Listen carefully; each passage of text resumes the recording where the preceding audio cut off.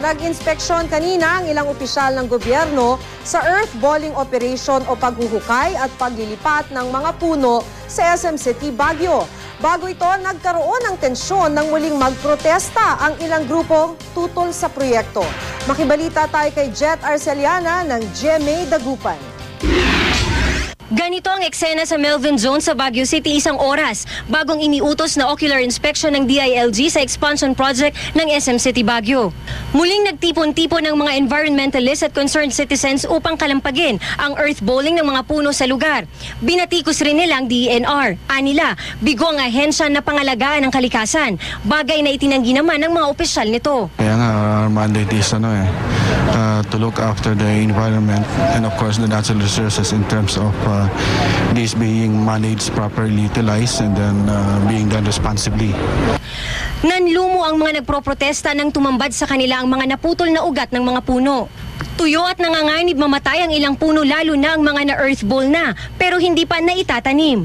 If they're respectful of the laws, they would have covered this with soil and made sure that they water it properly para makarecover yung tree. Na-traumatize na yung puno eh. Patay naman? Not really. Basta mahabol nila kasi berde pa naman. But if they just let it stay that way, it might die. Ayon sa mga eksperto, ang pine tree na gaya nito na may diameter na 2 inches ang pwedeng ilipat sa pamamagitan ng earth balling. Ang mga pine tree na tatamaan ng expansion project halos umabot na sa diameter na 32 inches at di na raw dapat i-earth ball. Ayon sa mga environmentalist group na sumama sa inspeksyon, itong dalawang pine tree na ito ang may pinakabatang edad base na rin sa diameter ng kanilang trunk. Itong nasa harapan, sumailalim sa earth balling pero nangangamba daw mamatay dahil naninilaw na yung mga foliage nito.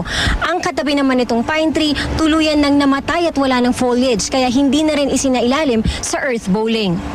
Ayon sa pamunuan ng mall, tinutupad lang nilang utos ng korte nang ipahinto ang operasyon kaya hindi na kumpleto ang proseso ng pag-earth ball sa ilang puno. Sinunod din umano nila ang tamang proseso ng paglilipat ng puno. Later on makikita natin kung saan natin inilipat yung mga puno na sinasabi nilang pinutol at kahit magbilangan, may inventory naman yan, no? Maipapakita natin na bawat isang puno ay accounted for. Jet Arceliana, Nagbabalita, Pilipinas.